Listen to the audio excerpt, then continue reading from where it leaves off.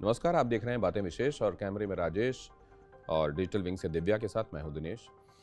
सामने एक बार फिर से कोरोना भेष बदलकर डराने के लिए खड़ा हुआ है ओमिक्रॉन के तौर पर, और इधर हमारे हेल्थ सिस्टम को जो हमने चाहा था कि पहले से और ज़्यादा अपग्रेड हो, हमने जो चाहा था कि डॉक्टर्स की तादाद पहले के मुकाबले ज़्यादा हो, हमने ये भी सोचा था, और ये उस वक्त की बात है जब दूसरी लहर पीक पर थी और हम सब बहुत ही ज़्यादा दहशत में थे और ये सोच रहे थे कि न जाने कितने लोग और ज़्यादा कोरोना की चपेट में आने वाले हैं।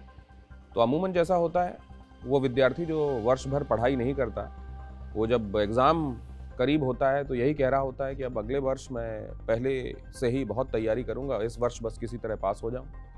इसी तरीके का हाल हमारा तब था। हम सोच रहे थे कि हम अपने हेल्थ इंफ्रास्ट्रक्चर को बहुत अपग्रेड कर लेंगे, लेकिन अब देखिए कि इस ओमिक्रॉन की चुनौती के सामने दूसरी तरफ जो हमारी तैयारियां हैं वो ये हैं कि हमारे डॉक्टर्स हड़ताल पर हैं। डॉक्टर्स जो पहले ओपीडी से जिन्होंने हड़ताल की, कई अस्पतालों में इमरजेंसी सेवाएं भी आज बाधित रही हड़ताल की वजह से। अब सोचना ये पड़ेगा कि हड़ताल करने की नौबत डॉक्टर्स के सामने ऐसे चैलेंजिंग एनवायरनमेंट में, जब पहले ही वो इतने ज़्यादा वर्कलोड में रहे हैं, फटीग्ड रहे हैं, बहुत सारे लोगों ने अपनी जान भी गंवाई है।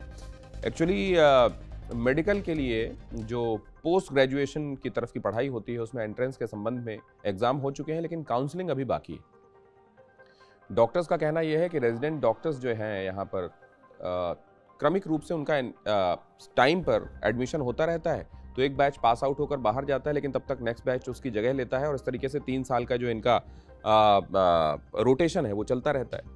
लेकिन यहाँ पर ये हुआ है कि काउंसलिंग डिले हो जाने की वजह से, और काउंसलिंग डिले क्यों हुई है? काउंसलिंग इसलिए डिले हुई है कि इसमें आरक्षण का प्रावधान डाला गया। आरक्षण के प्रावधान के तहत इसमें कहा गया कि ओबीसी और इकोनॉमिकली बैकवर्ड क्लासेस के लिए इसमें प्रोविजंस होंगे।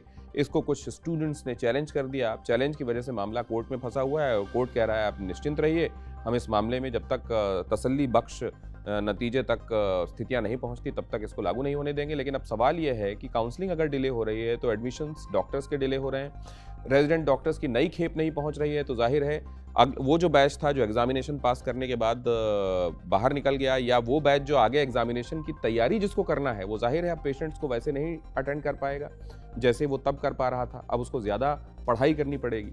तो मिड बैच के जो डॉक्टर, मिड जो ईयर के डॉक्टर हैं, जैसे 3 साल हैं तो मतलब बीच वाले साल के जो डॉक्टर्स हैं, उनके ऊपर ज़्यादा प्रेशर आकर पड़ा हुआ है और पेशेंट्स की जाहिर है एक नई चुनौती है। और अगर ओमिक्रॉन दहशत लाता है तो ये तो और कई गुना मल्टीफोल्ड हो जाने वाली।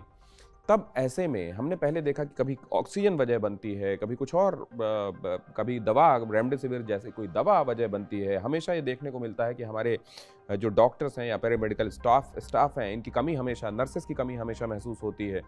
और ऐसे में अब ये डॉक्टर्स जो निश्चित समय पर निश्चित जगह पर पहुंचकर, ये डॉक्टर्स तैयार होने चाहिए थे, हमारा हेल्थ सिस्टम पूरा तैयार होना चाहिए था, वो दिखाई दे रहा है कि जो एडमिशन्स मई में, बीती मई में हो जाने चाहिए थे, वो शायद इस बार मार्च में जाकर।